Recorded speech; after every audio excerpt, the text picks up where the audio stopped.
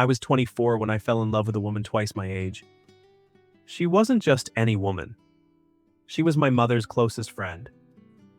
And what started as an innocent conversation at a family dinner turned into the most intense, complicated, and real relationship of my life.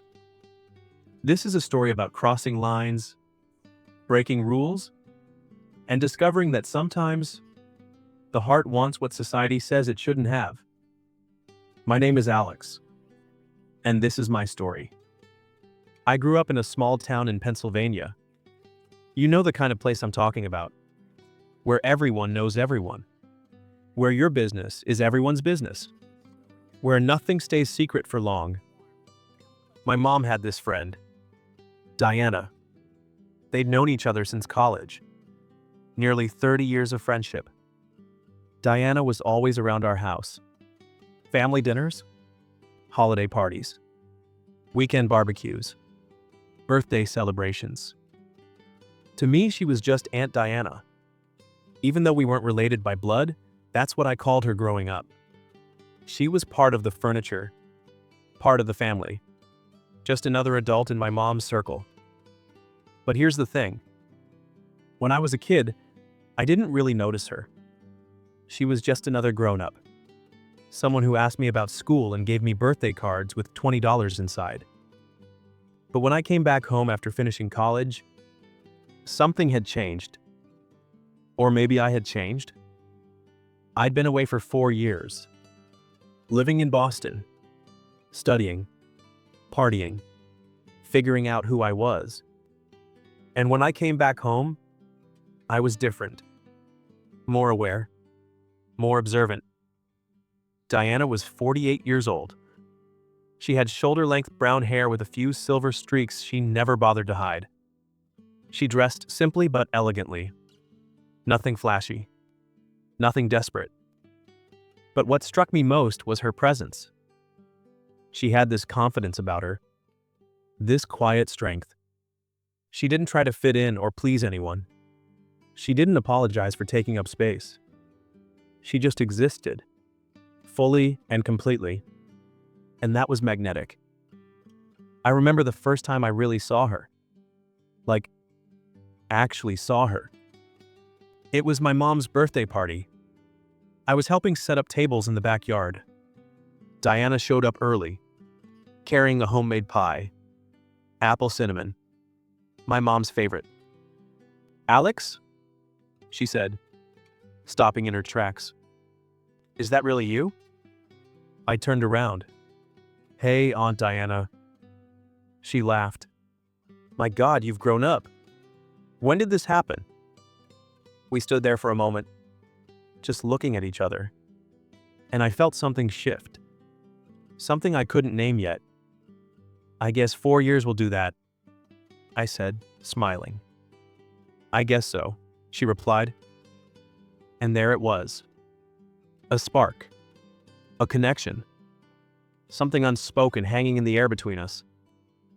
I pushed it down. Ignored it. This was crazy. This was wrong. She was my mom's best friend. She was old enough to be my mother. But I couldn't stop thinking about the way she looked at me. After that party, I couldn't get her out of my head. I told myself it was nothing. Just a weird moment. But then I started noticing things. The way she smiled when I walked into a room. The way she always seemed to find a reason to talk to me at family gatherings. And I was doing the same thing. 3 weeks after that birthday party, my mom asked me to drop off some books at Diana's house. She lived alone in a cottage on the edge of town. Small, cozy, surrounded by trees. I knocked on the door. She answered, wearing jeans and an oversized sweater. No makeup, hair tied back. She looked beautiful. "Alex?" she said, surprised. "Come in. Your mom didn't tell me you were coming." I handed her the books. She asked me to drop these off. "Thank you. Would you like some coffee? I just made a fresh pot." I should have said no. I should have left. But I didn't. "Sure." That sounds great. We sat in her living room, soft jazz playing in the background, rain tapping against the windows. And we talked. Really talked. She asked me about my dreams, what I wanted from life, what scared me, what excited me. Not the surface level questions adults usually ask. She listened like my words actually mattered. And I found myself opening up in ways I never had before. Telling her things I hadn't told anyone. About feeling lost after graduation. About not knowing what I wanted to do with my life. About feeling like I was supposed to have it all figured out, but having no clue. You know what I think? She said, leaning forward. I think the pressure to have everything figured out by 25 is absurd. I'm 48, and I'm still figuring things out. Really? I asked. Really, she said, smiling. Life doesn't work on a timeline, Alex. And anyone who tells you otherwise is lying. We talked for 3 hours. When I finally looked at my watch, it was almost midnight. I should go, I said, standing up. She walked me to the door, and as I was leaving, she touched my arm. Just a light touch. Her hand on my forearm for barely a second, but it sent electricity through my entire body. Alex, she said softly, thank you for tonight. I really enjoyed talking to you. Me too, I said, my voice barely a whisper. I drove home in a daze, my heart pounding, my mind racing. What the hell was happening to me? After that night, everything changed. We started texting. Nothing inappropriate, just friendly check-ins, good morning messages, sharing articles we thought the other would find interesting. But underneath it all, there was something else. A current, an undeniable pull. I started finding excuses to see her, offering to help with yard work, dropping by with coffee, inviting her to join me on hikes. And she said yes. Every time.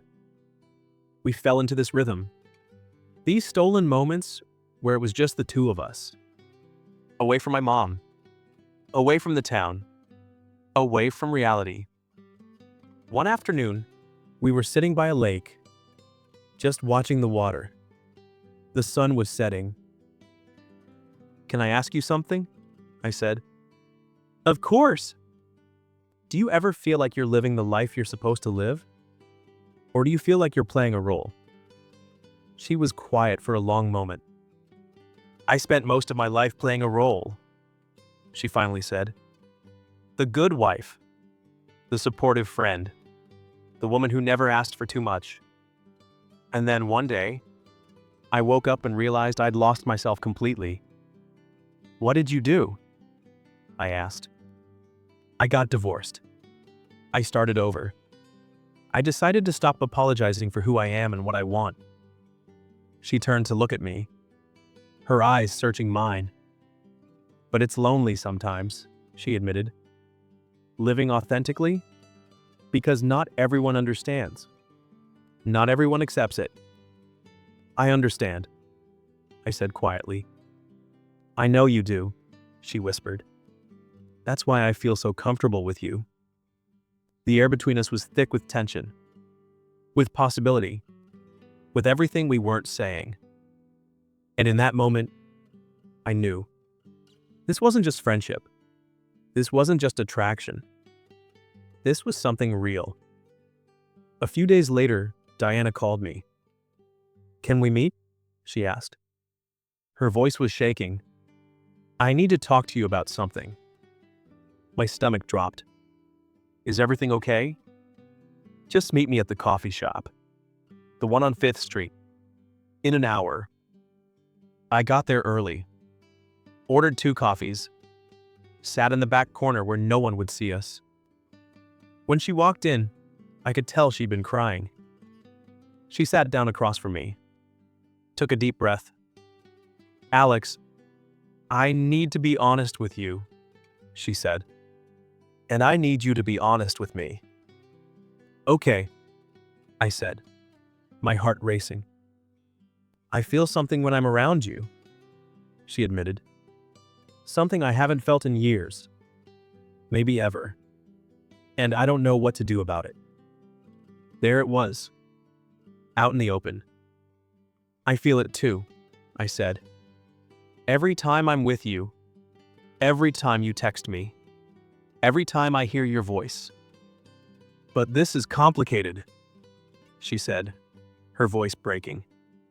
I'm your mother's best friend. I'm 24 years older than you. This is wrong. Is it? I asked. Because it doesn't feel wrong to me. She looked at me, really looked at me. What are we doing, Alex? I don't know, I admitted. But I know I've never felt this way about anyone. And I know I don't want to walk away from this without seeing where it goes. She reached across the table, took my hand. If we do this, she said quietly, everything changes. Your relationship with your mom, my friendship with her, how people see us. Are you ready for that? I squeezed her hand. I'm terrified, I said honestly. But I'm ready. We started dating in secret. Mendus driving to towns an hour away where no one knew us. Meeting at her house when my mom was at work. Late night phone calls that lasted until dawn. Ben, it was exhilarating and terrifying at the same time. Being with Diana was unlike anything I'd experienced before. She didn't play games, she didn't test me. She was honest about what she wanted and what she needed, and she expected the same from me. She challenged me, called me out when I was being immature, pushed me to think deeper, to be better, but she also made me feel seen, valued, like I mattered. And I did the same for her. I brought lightness into her life, spontaneity, joy, things she thought she'd lost, but the secrecy was eating at us.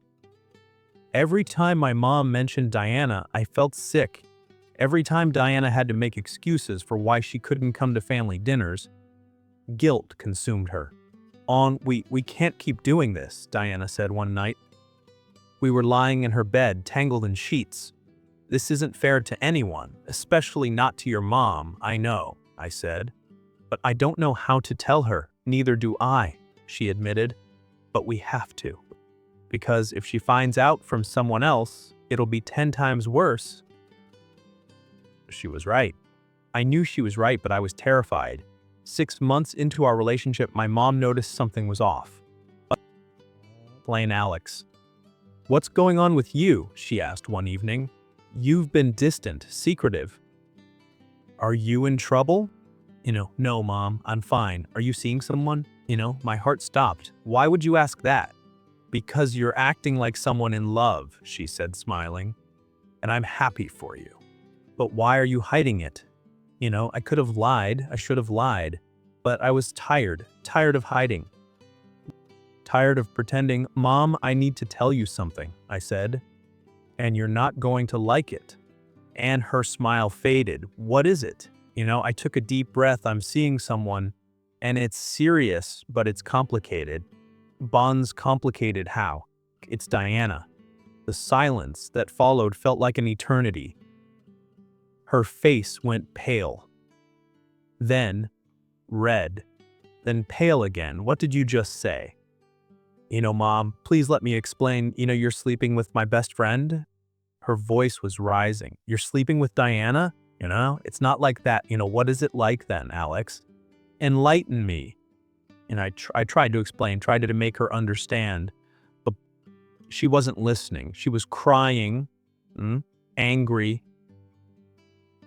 betrayed, unbound. How could you do this to me? She said, her voice breaking. How could she do this to me? Bane's mom, we didn't mean for this to happen. You get out, she said quietly. Mom, get out of my house. Yeah. The next few weeks were hell. My mom wouldn't speak to me, wouldn't answer my calls, wouldn't open the door when I came by. Diana was devastated, drowning in guilt. I ruined everything, she kept saying. I ruined my friendship. I ruined your relationship with your mom. This was a mistake. Don't say that, I begged. Man, but it's true, isn't it? She said, tears streaming down her face. We were selfish. We thought we could have this without consequences. But look what we've done. I questioned everything. Playing Dan, was this worth it? Were we wrong? Should we have just walked away when we had the chance? Fans, but then I'd look at Diana, really look at her, and I knew this wasn't a mistake. This was real. And 3 weeks after I told my mom something unexpected happened, she called Diana. They talked for 4 hours. I don't know everything that was said, but when Diana came to see me after that call, she was crying. Banj, your mom said something I'll never forget, Diana told me. What did she say? Lon, she said, I'm angry because I'm scared. Scared that society will hurt you both. Scared this won't last and you'll both end up broken. Scared that I'll lose my son and my best friend. But if you genuinely love him and he loves you, then who am I to stand in the way of that? Dandles, it wasn't perfect acceptance. My mom was still hurt, still processing, but it was a start. That was 3 years ago. Diana and I are still together. It hasn't been easy. We've faced judgment, lost friends, dealt with whispers and stares and people's assumptions. Some people think Diana manipulated me, that she took advantage of a young, naive guy. Some people think I'm using her, that I have mommy issues. But here's what I've learned. Real love doesn't care about age. It doesn't care about what society thinks is appropriate. Real love is about two people choosing each other every single day, despite the obstacles. Diana taught me that maturity isn't about how many years you've lived. It's about how deeply you're willing to feel, how brave you are in being vulnerable, how honest you can be with yourself and others. And I've taught her that it's never too late to take a chance on something beautiful. That joy doesn't have an expiration date. That love can surprise you at any age. My mom and Diana are slowly rebuilding their friendship. It's not what it was before. Maybe it never will be, but they're trying, and that's what matters. As for me and Diana, we're taking it one day at a time. We don't know what the future holds, but we know we want to face it together. And so, to anyone watching this who's in an age gap relationship or thinking about one, let me tell you this. The world will have opinions, people will judge, some will support you, others will condemn you. But only you know what's in your heart, And sometimes the most unexpected love turns out to be exactly what you needed all along. Thank you for listening to my story. Man, if this story touched you, or if you've experienced something similar, I'd love to hear about it in the comments below. Angdias. Remember to like this video and subscribe to our channel for more real, raw, and honest love stories. And John, because here we believe that love has no rules, only truth. Thank you for watching. And always remember, your story matters, no matter what anyone else says.